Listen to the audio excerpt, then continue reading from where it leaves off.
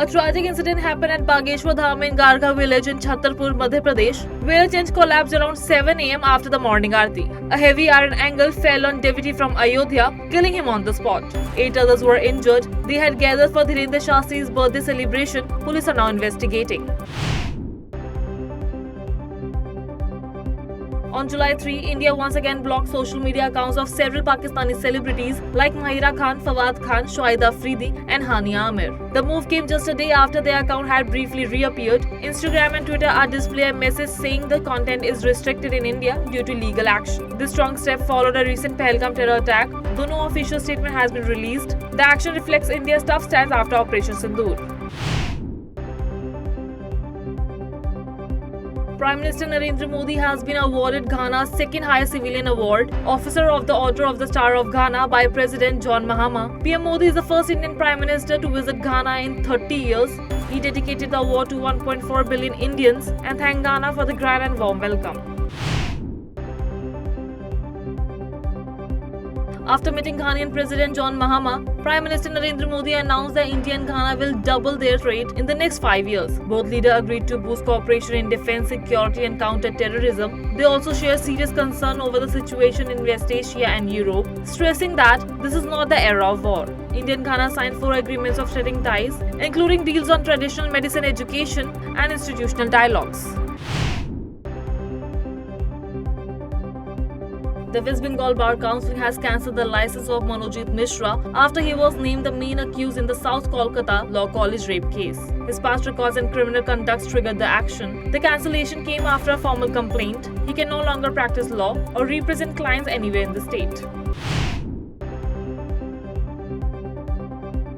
External Affairs Minister S. Shankar said India is aware of a new US sanction bills targeting Russia and is in touch with US lawmakers. He confirmed India has shared its concerns, especially on energy and security, with Senator Lindsey Graham. S. Shankar said India will assess the bill's impact if it's become actionable.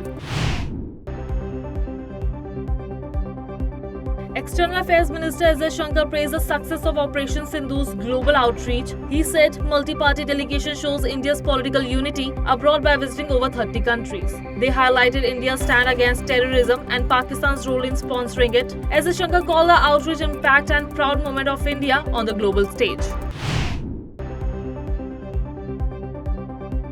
A major controversy has erupted in Karnataka over the ongoing caste census. BBMP officials reportedly passed caste census completed stickers on locked or vacant homes without visiting or surviving them. Angry residents said no one came to ask any questions. BJP has slammed the Congress government, calling it a government-sponsored scam with unreliable data.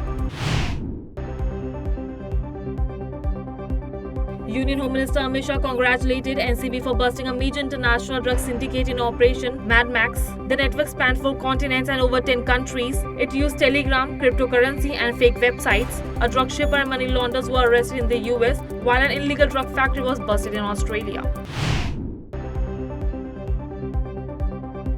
A Congress party landed in trouble again after allegedly shared a map showing Kashmir as a separate from India. Though the post was quickly deleted, screenshots went viral. This follows earlier criticism over gold smuggling remarks. The incident sparked outrage online, especially in high literacy rates like Kerala. An interim trade deal between India and the US is likely to be signed within 48 hours, just before the July 9 deadline on Trump's era tariffs. Talks are in final stages. India strongly resists opening its agriculture and dairy sectors. Instead, it seeks better access for textile, gems, leather, chemical and plastic exports to the US. On July 1, 3 India's workers were kidnapped by Al-Qaeda-linked JNIM during a terror attack at Diamond Cement factory in Mali. Heavily armed men stormed the site. India is working with the Mali for their safe release.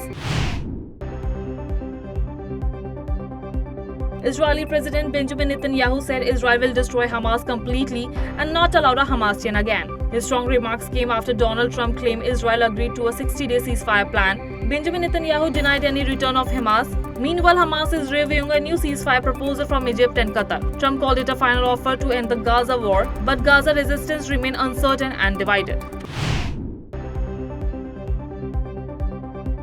famous Indian travel vlogger, passenger Paramveer and his friends Shakti faced racism in Kazakhstan. Paramveer shared in his vlog that a local man asked about his religion and made a rude gesture after making his Kalava thread. He said it was a shocking experience of racism against Indians, especially Hindus, which he never faced in 120 other countries. A major fire broke out early this morning near Govindarajaswamy temple in Tirupati due to a short circuit. A shop and a shed were completely destroyed. 2 fire engines were used to control the blaze. Officials are investigating the cause and damage. No casualties has been reported so far.